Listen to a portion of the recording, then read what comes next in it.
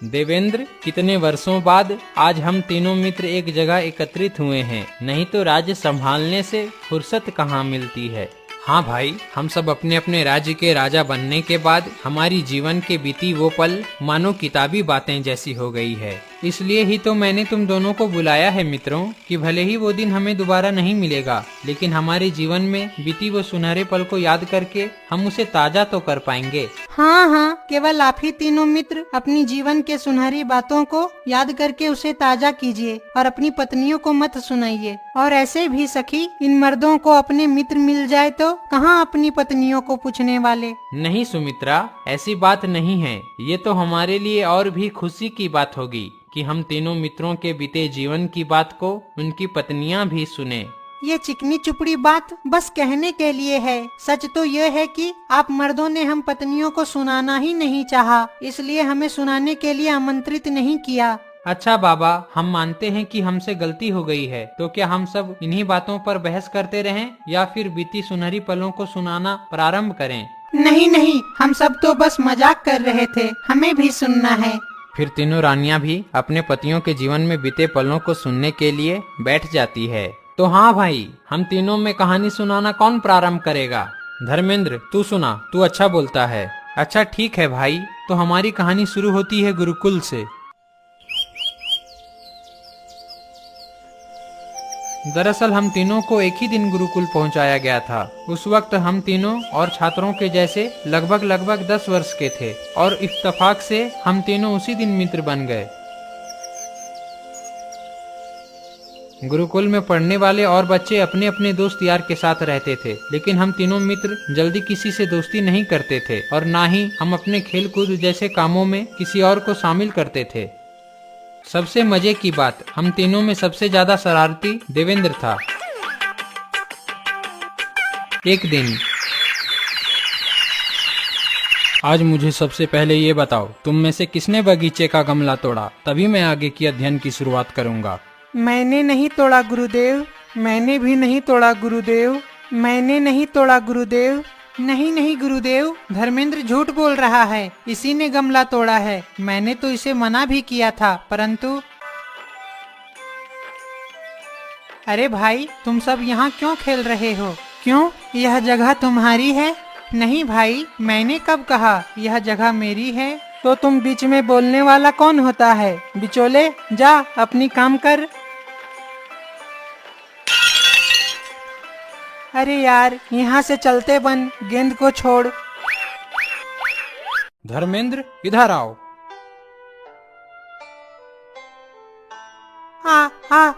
गुरुदेव, दर्द दे रहा है गुरुदेव। तो बताओ, तूने ही गमला को तोड़ा था या नहीं? जी, मैंने ही तोड़ा था। मुझे माफ कर दीजिए गुरुदेव, बहुत दर्द दे रहा है। अब से आश्रम की किसी भी वस्तु की जानबूझकर नुकसान करोगे क्या? नहीं गुरुदेव नहीं, मैं आपसे माफी मांगता हूँ, मुझे माफ कर दीजिए। ठीक है, जाओ जाके बैठो।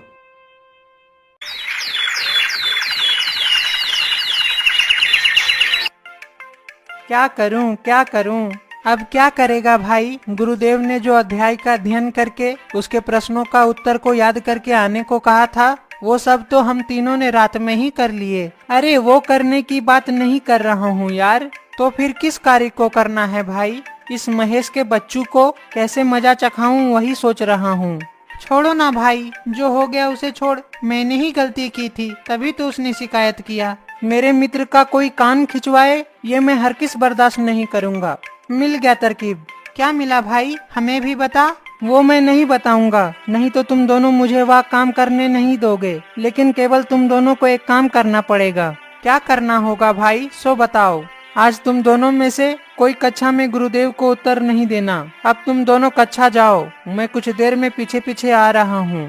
अरे भाई, हम दोनों इतनी जल्दी ही कक्षा चले जाएं? अभी तो कुछ समय बाकी है, इसलिए ही तो कह रहा हूँ। तुम दोनों जाओ, मैं समय पर पहुँच जाऊंगा।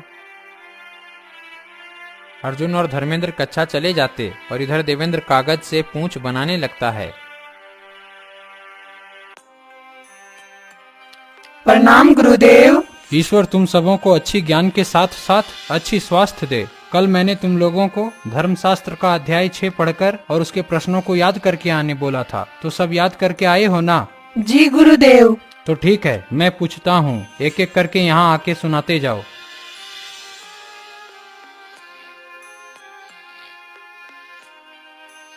अब देखो मेरा कमाल। महेश, अब तुम्हारी बारी, इधर आओ और मेरे प्रश्नों का उत्तर दो। जी गुरुदेव। चुप हो जाओ तुम सब, अचानक क्यों हंसने लगे? गुरुदेव, महेश ने अपने पीछे पूंछ सटा लिया है और उसमें जो लिखा है वह देख आप भी हंसेंगे। पीछे मुड़ो महेश। हा हा हा हा हा हा हा हा। महेश, क्या तुझे पूंछ चाहिए? आखिर क्यों बेटा? समय बीतता जाता है और गुरुकुल के सारे बच्चे बड़े हो जाते हैं। आज मैं सबको एक बड़ा काम देने जा रहा हूँ, जिसमें तुम अकेले अकेले नहीं कर पाओगे। अकेले अकेले नहीं कर पाएंगे तो फिर कैसे करेंगे गुरुदेव? अब तुम ही बताओ देवेंद्र, जिस काम को अकेले नहीं किया जा सकता फिर कैसे करना संभव होता है? गुरुदेव, संभवतः समूह में किया जा सकता है। हाँ वत्स, तुमने सही कहा। इसलिए आज मैं तुम लोगों को जो काम देने जा रहा हूँ उसे समूह में ही करना संभव होगा। इसलिए तुम आपस में 3-3 करके समूह बना लो। उसके बाद मैं तुम लोगों को कार्य सौंपता हूँ। अब जो कार्य मैं तुम लोगों को देने जा रहा हूँ उसे ध्यान पूर्वक सुनो। तुम लोगों को दलदली वन में खेती करना होगा और जिस समूह का फसल सबसे अच्छा रहेगा मैं उसी के फसल को गुरु दक्षिणा के रूप में स्वीकार करूँगा। गुरुदेव, हमें हमारी जरूरत की सामान आप व्यवस्था करा देंगे ना?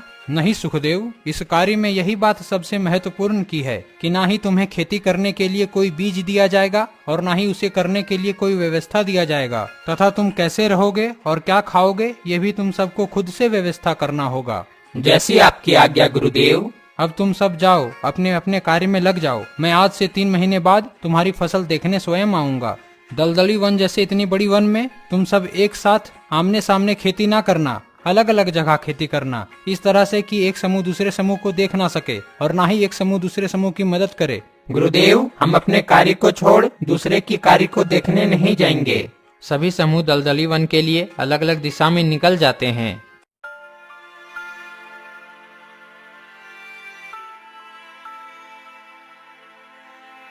भाइयों, गुरुदेव के आदेशानुसार तो यहाँ आ गए, लेकिन समझ नहीं आ रहा है कि आखिर बिना बीज के खेती कैसे करेंगे और खेती करने के लिए हमारे पास कोई व्यवस्था भी नहीं है। अरे भाई, खेती करना तो दूर, हम एक वक्त का भोजन तक कैसे इंतजाम करेंगे इस बात की चिंता हो रही है। सोने के लिए माना कि वृक्षों के तले सो लेंगे। तुम दोनों इतना क्यों सोचते हो यार? जब ईश्वर ने हमें 2 पैर 2 हाथ दिए हैं, इतने अच्छे गुरुदेव से हमने ज्ञान पाया है और खासकर हमारी दोस्ती जिसे दुनिया का कोई भी धन खरीद नहीं सकता, तो बस थोड़ा सोचो, कुछ ना कुछ उपाय तो मिल ही जाएगा। धन मिल गया सबका उपाय, धन ही है सबका उपाय। वो कैसे भाई? वो ऐसे कि अगर हमारे पास धन रहेगा तो हम बीज को भी खरीद सकते हैं और खेती भी कर सकते हैं। लेकिन हम धन पाएंगे कैसे? इसी वन से। इस वन से? इस वन में कहीं धन गड़ी हुई है क्या जो खुदाई की और निकाल लिए? नहीं यार, हम इस वन के फलों को तोड़कर बाजार में बेचने जाते हैं, उससे कुछ धन कमाकर फिर सोचेंगे क्या करना है। फिर तीनों मित्र फलों से भरे वृक्ष के पास जाने लगते हैं। चढ़ो अर्जुन पेड़ पर, तू तो पेड़ों पर चढ़ने में हम दोनों से ज्यादा माहिर है। लेकिन हाँ भाई, चढ़ेगा तो पेड़ पर बैठकर सोचने ना लग जाना कि आखिर इन फलों को कौन खरीदेगा, क्योंकि तू आजकल ज्यादा सोची बन गया है।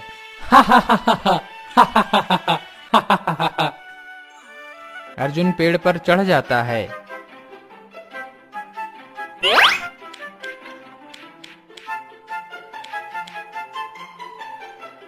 अर्जुन, तू तो फल तोड़ दिया और हम लोग इसे इकट्ठा भी कर लिए, लेकिन इसे बाजार तक कैसे ले जाएंगे? उसे मत पूछ भाई, नहीं तो वह वहीं बैठकर सोच में डूब जाएगा। नहीं नहीं देवेंद्र, इस बार नहीं सोचूंगा, क्योंकि यहाँ से कुछ ही दूर पर मैं एक सतरंगे पक्षी के जोड़े को देख रहा हूँ। अरे भाई, उस जोड़े को तुम इतनी सारी फल बाजार तक ले जाने को कहोगे? बेचारे चिपटू बन जाएंगे। अरे भाई, तुम देखो तो।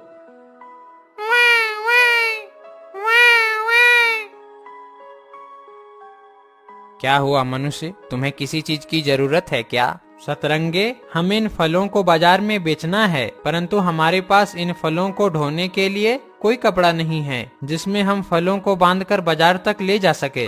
ठीक है मनुष्य, हम तुम्हारी मदद कर सकते हैं, क्योंकि अक्सर यहाँ से पास वाले तालाब के पास लोग नहाने आया करते हैं और कुछ न कुछ उनके कपड़े गलती से छूट ही जाते हैं। सतरंगे पक्षी का जोड़ा तालाब के पास चले जाते हैं।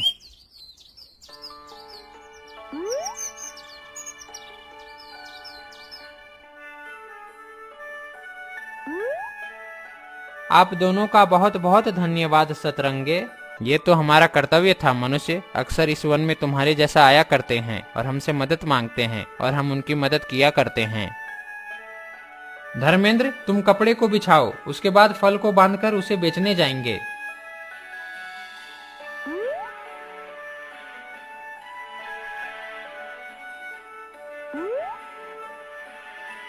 धर्मेंद्र, जल्दी बिछा कपड़े यार। अर्जुन, इधर आ, देख भाई मजनू को। ये तो किसी राजकुमारी के जैसा दिखाई दे रही है, कितनी सुंदर है। मैं तुमसे मिलना चाहता हूँ सुंदरी। मिल लेना मजनू, पहले वो काम तो कर ले जिसके लिए हम आए हैं। अरे हाँ, मैं भी कहाँ खो गया था। चलो भाई, फल को बेचने चलते हैं। तीनों मित्र फलों को कपड़े में समेटकर बेचने चले जाते हैं।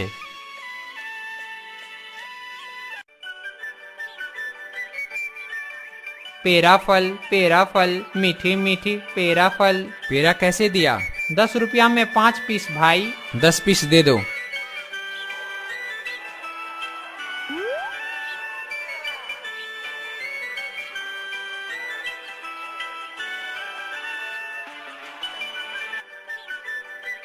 लगता है ये तीनों नए आए हैं। अच्छा तो सोचना क्या है, चलते हैं फिर।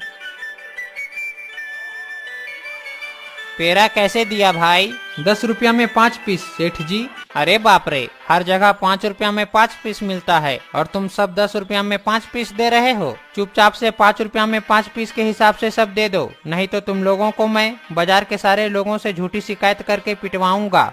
नहीं सेठ जी, ऐसा मत कीजिए, अपनी थैली दीजिए।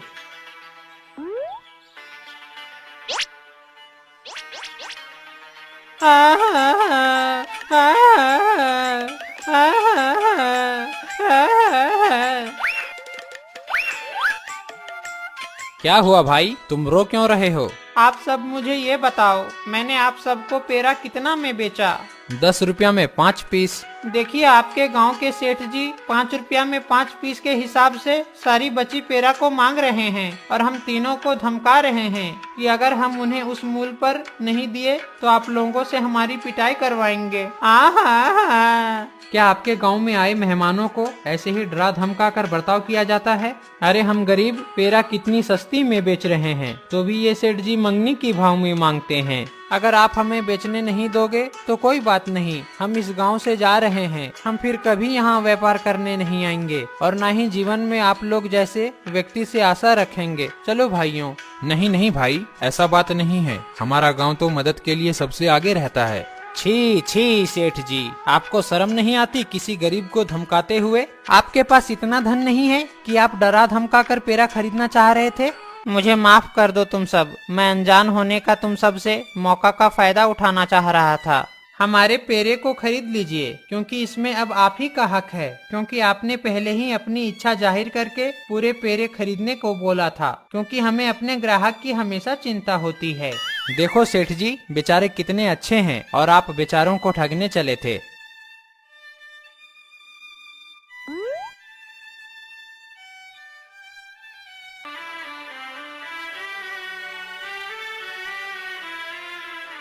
भाई, एक पैकेट गेहूं के दाने दे देना।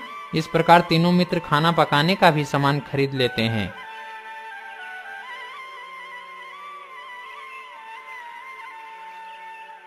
भाई, आज जैसे तैसे सो जाते हैं, फिर कल से सोने के लिए थोड़ा अच्छा व्यवस्था करेंगे।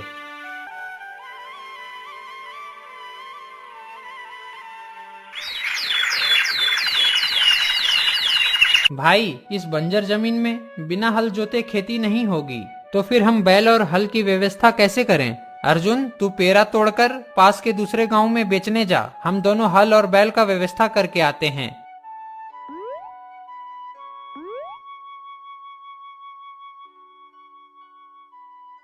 दोनों मित्र जिस गांव की मंडी में पेरा बेचने गए थे उसी गांव में हल और बैल की व्यवस्था करने चले जाते हैं। सुनिए भाई साहब। अरे तुम लोग तो वही हो जो कल बाजार में पेरा बेच रहे थे। हाँ भाई वही हैं। लेकिन तुम लोग तो दो ही हो, एक और कहाँ है? जी आज वह अकेले पेरा बेचने गया है। अच्छा ये बताओ तुम लोगों को क्या काम है, मुझे क्यों रोका? देवेंद्र उस व्यक्ति से उसका बैल और हल मांगने की गुजारिश करता है। नहीं भाई, मैं अपनी बैल नहीं दे सकता। मेरा एक ही जोड़ा बैल है और मैं कैसे तुम अजनबियों पर विश्वास कर लूं? अरे भाई तुम्हारा कोई और मित्र है जिसे तुम अपने साथ हमारा काम कराने ले चलो ताकि तुम्हें हिम्मत मिले। हाँ भाई ये कर सकता हूँ, लेकिन दिन भर हल जोतने का हमें जन प्रति 100 रुपया मजदूरी देनी होगी।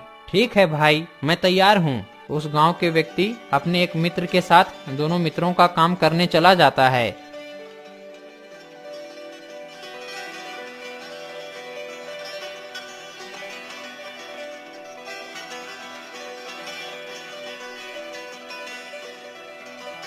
ये लो भाइयों तुम्हारी मजदूरी।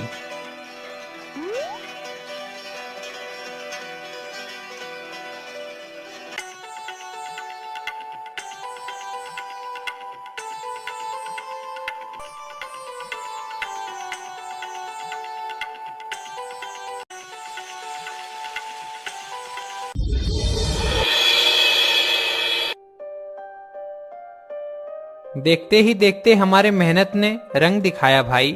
हाँ भाई ये जो दिन हमने काटे हैं ये जीवन भर याद रहेगा। अब तो बस गुरुदेव के आने का इंतजार है। मैं तो ईश्वर से यही प्रार्थना करता हूँ कि वे हमारी मेहनत को देखकर खुश हो जाएं और इसे गुरु दक्षिणा के रूप में स्वीकार कर लें। हमारी भी यही प्रार्थना है यार।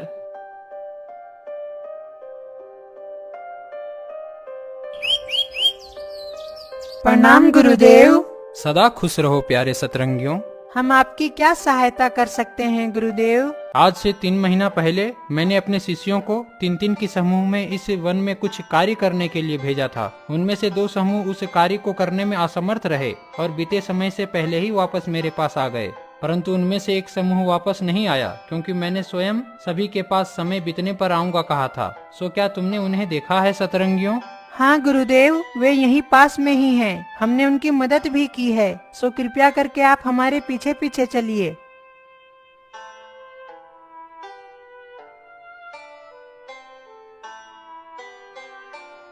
धर्मेंद्र देख गुरुदेव आ रहे हैं। गुरुदेव आपके द्वारा दिया गया कार्य आपके सामने हाजिर है। अति सुंदर। आज मुझे तुम तीनों पर गर्व हो रहा है क्योंकि वे दोनों समूह इस कार्य को करने में असमर्थ रहे और समय से पहले मेरे पास आकर माफी मांगने लगे। अब मुझे बताओ तुम सब इस कार्य को कैसे संभव कर पाए? बारी बारी से तीनों मित्र अपनी मेहनत और चालाकी गुरुदेव को बताने लगते हैं। मैं तुम सब की इस मेहनत को गुरु दक्षिणा के रूप में स्वीकार करता हूँ। अब मैं लोगों को लगवाकर इसकी कटाई करवा लूंगा। अब तुम सब अपनी अपनी नई जिंदगी की शुरुआत करो। जाओ पुत्रों, तुम तीनों अपने अपने राज्य लौट जाओ। अरे भाइयों, आज हम तीनों अपने अपने राज्य लौट रहे हैं। पता नहीं फिर हमारी मुलाकात दोबारा कैसे होगी। हाँ भाई, ईश्वर ने इतने वर्षों तक हमारी दोस्ती को ऐसे संभाले रखा जितना कि एक भाई दूसरे भाई से इतना प्रेम नहीं करता। अर्जुन, देवेंद्र, तो तुम दोनों राज्य लौटकर क्या करोगे? मैं क्या करूँगा? कुछ वर्षों बाद पिताजी मुझे अपने जगह राजाभिषेक कर देंगे और मैं राजा बन जाऊंगा। मेरे साथ भी कुछ ऐसा ही होगा भाई। अरे भाई, हम राजा तो बनेंगे ही, लेकिन हमें अभी कुछ वर्षों तक आसपास के जो बहुत सी पिछड़ी गांव है उसका विकास करना चाहिए। अरे भाई, तो क्या हम राजा बनने के बाद ये काम नहीं कर पाएंगे? नहीं भाई, धर्मेंद्र सही कह रहा है। हम राजा बनकर केवल अपनी ही राज्य का विकास कर पाएंगे, ये कुछ गांवों का नहीं। और ऐसे भी अगर हम विकास करना भी चाहे तो लोग जितना हमारे इस वेशभूषा में अपना दर्द बताएंगे उतना राजा के वेशभूषा में नहीं। हाँ यार, ये भी तुम लोगों का कहना सही है। तो सोचना क्या है भाई, आज ही अपने राज्य लौटकर अपनी वेशभूषा बदलकर और कुछ धन लेकर यहीं मिलते हैं। हाँ भाई, क्योंकि अब तक जो हमने सुनहरे पलों को जिया है उसे लड़कपन के जैसे जिया है और अब जो जीना है उसे जिम्मेदारी के रूप में जीना है। तीनों मित्र अपने अपने राज्य लौट जाते हैं।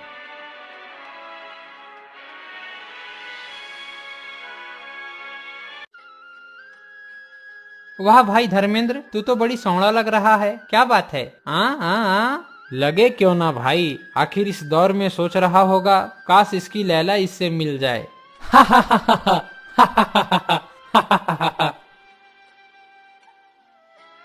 आप लोग तो वही हो जो अक्सर इस गांव में पेड़ा बेचने या फिर कुछ मदद मांगने आया करते हो, लेकिन आज हम पेड़ा बेचने नहीं आए हैं और ना ही मदद मांगने आए हैं, बल्कि आपके गांव में कुछ विकास करने आए हैं। ये तो हमारे लिए बहुत ही सौभाग्य की बात है, नहीं तो हमारे जैसे पिछड़े गांव की विकास के बारे में कौन आज तक सोचा। आपने हमारे बारे में सोचा तो हम आपकी पूरे मन से साथ देंगे। हाँ हाँ, हम सब आपकी पूरे मन से साथ देंगे। फिर तीनों मित्र गांव वालों की सहायता से चिकित्सालय, विद्यालय और जगह जगह नगर बनवाने लगते हैं और पास के कुछ और गांव में भी ऐसा ही करते हैं।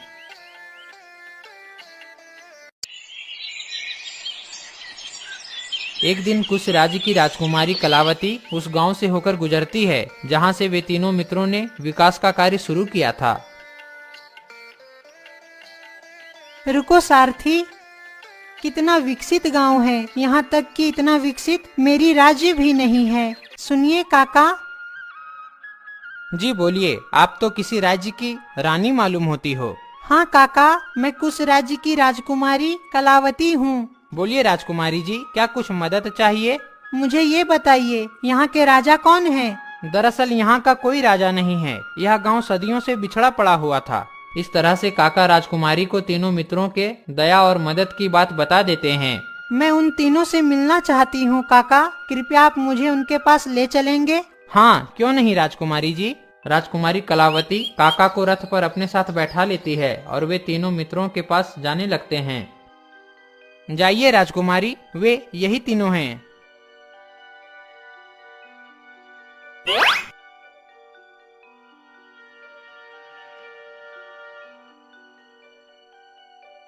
क्या वे तीनों आप ही हैं जिन्होंने इस गांव की इतनी विकास किया? जी हम तो वे ही हैं, लेकिन आपने मेरे मित्र को बहुत सताया है। ये आप क्या कह रहे हैं? मैंने आप में से किन्हें सताया है? किन्हें सताओगी, मेरे इस धर्मेंद्र को आपने सताया है। लेकिन मैं तो आप लोगों से पहली बार मिल रही हूँ, फिर आप कैसे कह सकते हो कि मैंने इन्हें सताया है? अभी रुकिए, आपको भी पता चल जाएगा कि हम आपसे सही कह रहे हैं या फिर गलत।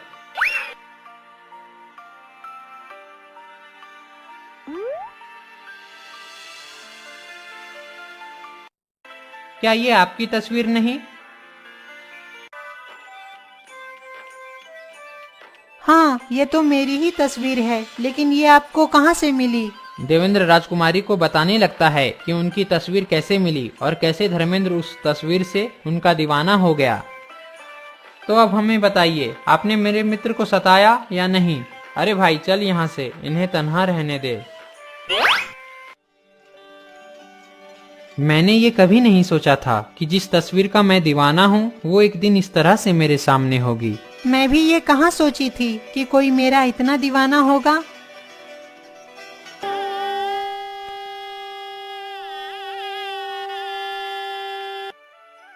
सच में आप तीनों के बीते पल बहुत ही सुनहरे थे। अब सारी यादें ताजा हो गई यार। वाकई में वो पल अब जीवन में कभी नहीं आएगी, परंतु याद करने पर लगता हो जैसे अभी अभी सारी बात घटी हो। अब हमें जाने की आज्ञा दे भाई, और जल्दी ही तू और भाभी हम दोनों के राज्यों में घूमने आ। दोनों मित्र धर्मेंद्र से आज्ञा मांगकर अपनी अपनी पत्नियों के साथ अपने अपने राज्य लौट जाते हैं।